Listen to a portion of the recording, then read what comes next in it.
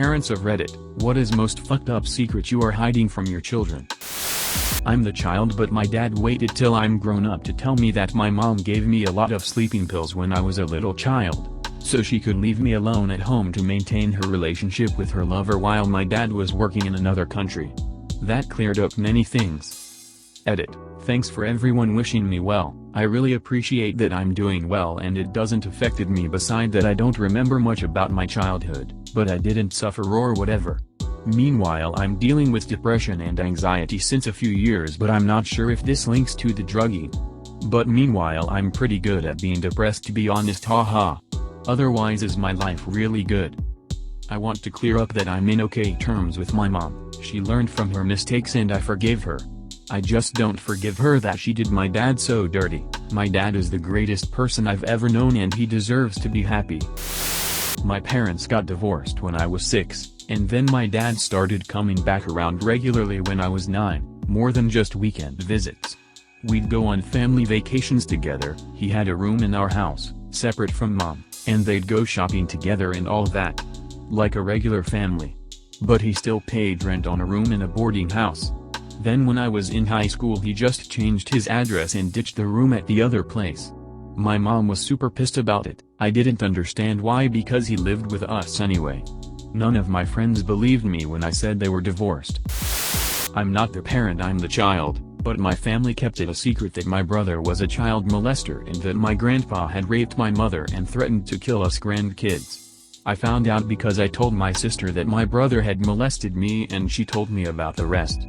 We were raised having a relationship with them like they were normal human beings. It's absolutely disgusting. My daughter knows that her grandparents are getting a divorce.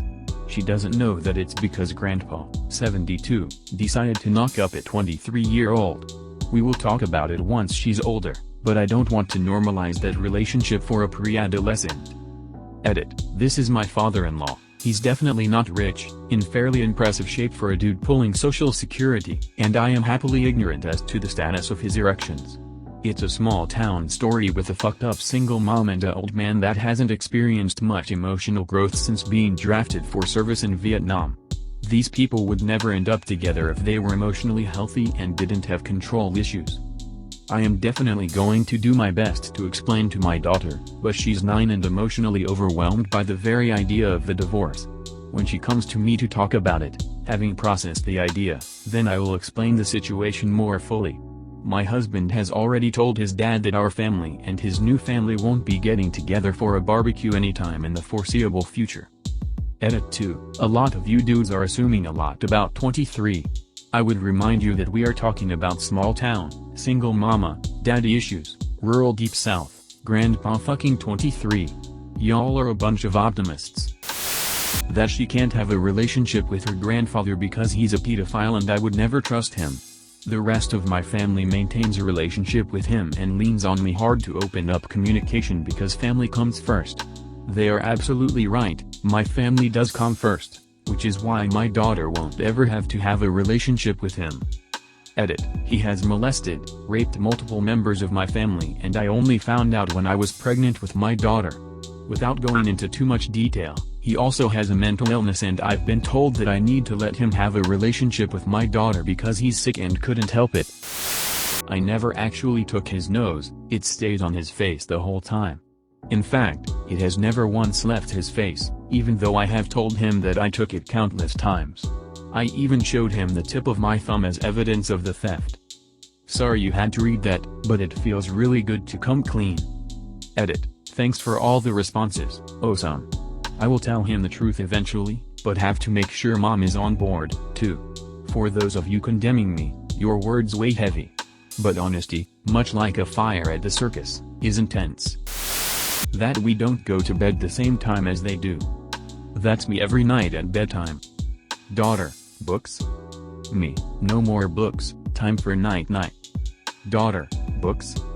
Me, no more books, time for night-night. Daughter, mama? Me, mama went night-night, time for night-night. Daughter, daddy? Me, yes, I'm going night-night too. It's 6:45, of course I'm not going night-night. My son's older half-sister molested him and that's why we don't see them anymore.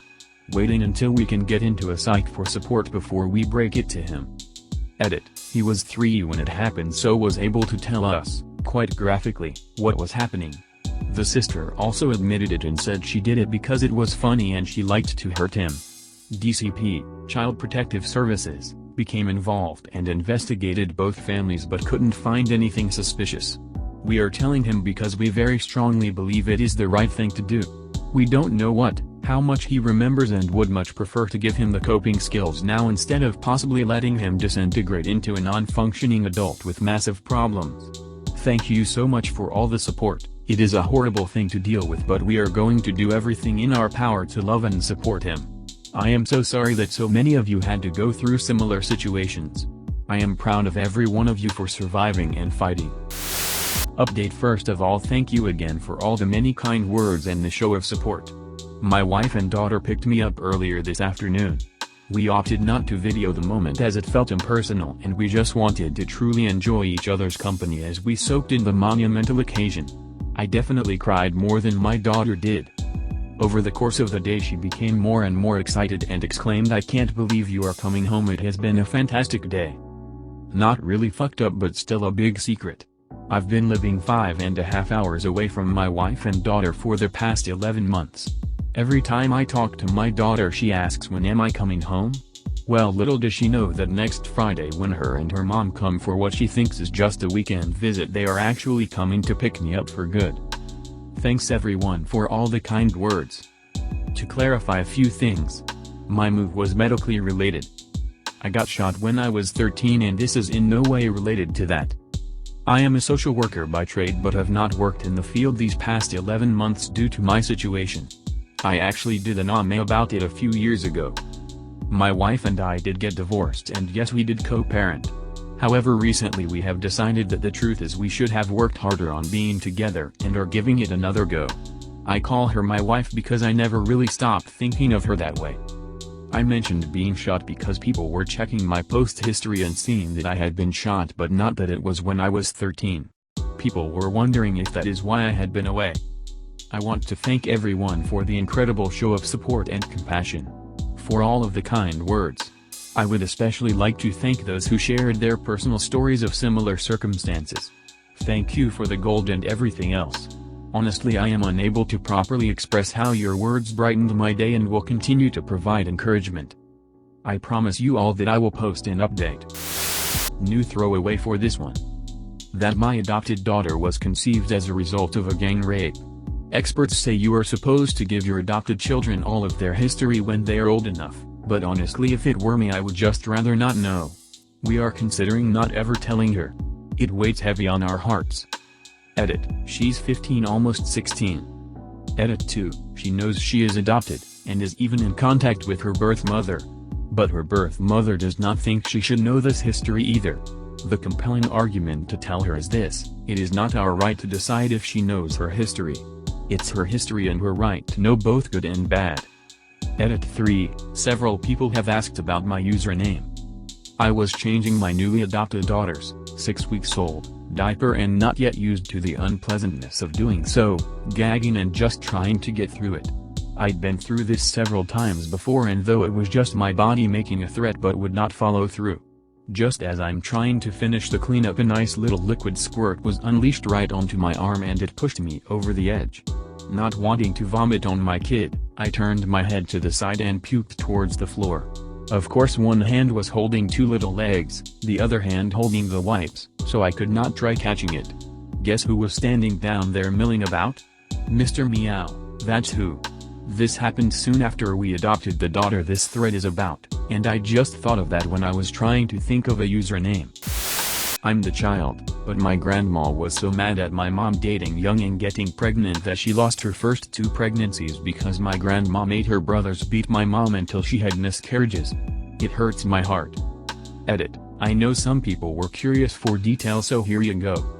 My grandma's brothers. My mom was an only child. It was communist Albania at the time. My grandma is lovely now, and it's a shame that she was abusive to my mom during her adolescence.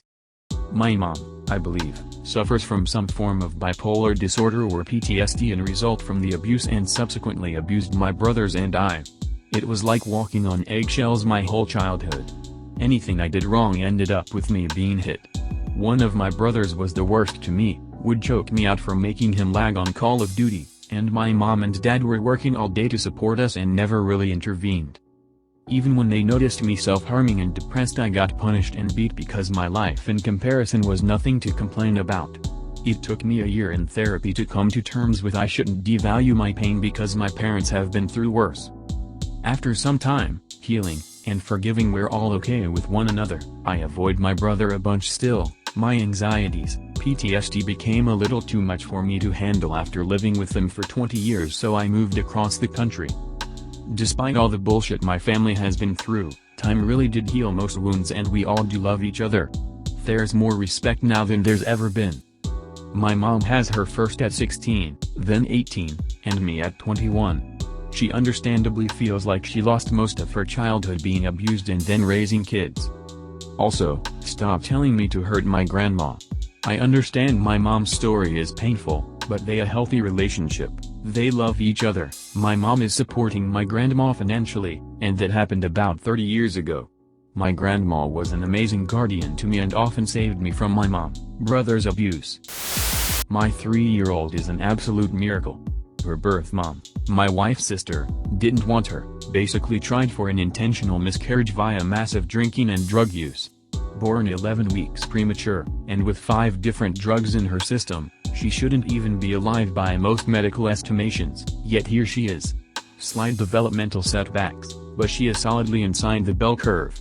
Her socialization is on point, and she should start school on time. She will know none of this until she is in her teens, most likely. I am so grateful for this impossible little person. Edit. Holy crap, this blew up. Thanks for the gold and silver, kind strangers, all firsts for me. Edit 2. To clarify, she will most likely know that she is adopted fairly early, as it will inevitably come up. The big fucked up secret will be the dire circumstances of her gestation and, shockingly viable, birth. All she will know is that her biological mother wasn't ready to give her the life she deserved, and we were. Genes don't make your family, love does. She also has an older sibling, way too old to conceivably be mine, so the concept of a loving non-biological parent won't be too far-fetched for her. Edit 3, more details filled in. My wife remembers better than me. I didn't actually meet her until our daughter was 2 years old. We'll also add that my wife's sister, while not involved in our little girl's life at all, has been clean for a long while now and is doing quite well.